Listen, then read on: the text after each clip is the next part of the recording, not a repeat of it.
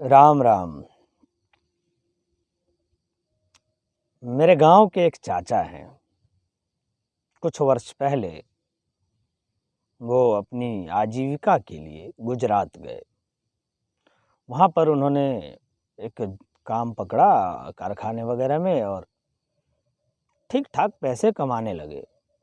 कमाई अच्छी चल रही थी, मेहनत कर रहे थे और पैसे कमा रहे थे। उससे उनका यहाँ घर चलता था। उनके परिवार के लोग जो यहाँ रहते थे उनके खर्च चल जाते थे। इसी दौरान उन्होंने अपनी 2 बेटियों की शादी भी की। उनके पास गांव में ठीक ठाक ज़मीनें भी थी, तो कृषि आदि कार्य भी हो जाते थे। फिर क्या हुआ, कुछ वर्ष पहले आप जानते ही होंगे कि बिहार में भी शराबबंदी है। तो इस बीच में ब्लैक से शराब बेचने का एक बहुत बड़ा धंधा खड़ा हो गया है, जिसमें प्रशासन आदि की भी मिली भगत तो होती ही है। तो किसी ने उन्हें आइडिया दे दिया कि आप क्यों नहीं शराब बेचते हैं। अब उन्होंने क्या किया, ब्लैक से शराब बेचना शुरू कर दिया। और जैसा कि आम तौर पर होता है, वो बिजनेस चल पड़ा, क्योंकि यहाँ तो हर तीसरा आदमी शराब पीता है। घर के नज़दीक उपलब्ध हो जाए तो और आसान है पीने वाले के लिए। तो वो धंधा चल पड़ा।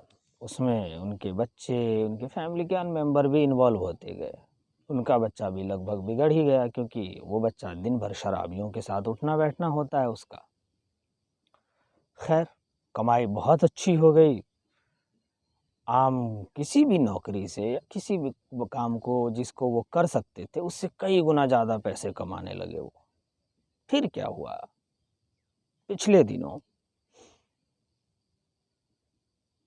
अचानक से उनके यहाँ छापा पड़ गया। और चूंकि वे अनुपस्थित थे, तो उनकी पत्नी जी पकड़ी गई।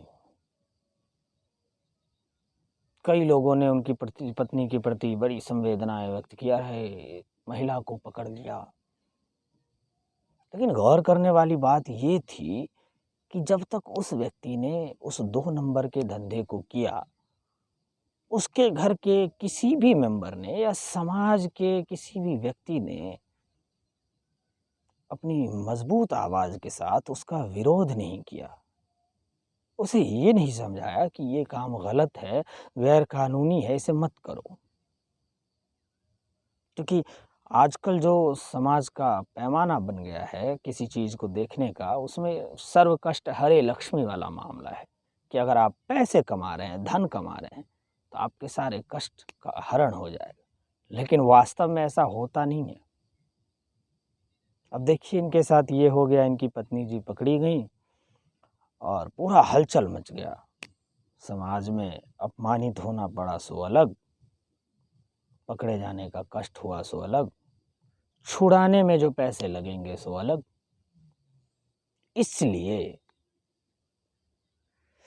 कबीर साहिब जी कहते थे कि साईं इतना दीजिए जामे कुटुम्ब समाए, और मैं भी भूखा ना रहूं साधु न भूखा जाए।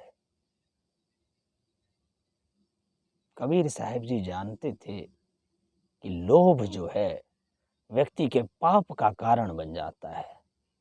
इसलिए वो अपने इष्ट से, अपने साईं से सिर्फ इतनी की मांग करते थे इस प्रकृति से कि जिसमें मैं मेरा भरण पोषण कर पाऊँ, मेरे परिजनों का भरण पोषण कर पाऊँ। और भारतीय संस्कृति में जो एक बात बड़ी महत्वपूर्ण है कि अतिथि द्वार पर आए तो उसे भूखा या खाली हाथ न लौटाना पड़े। तो बस इतने की मांग कर रहे हैं वो। अब वैसे वो इतने बड़े दिग्गज संत थे कि सिर्फ अपनी वाणियों को कहकर बहुत माल बना सकते थे, जैसे आजकल छुटभइये कथावाचक लोग बनाते हैं।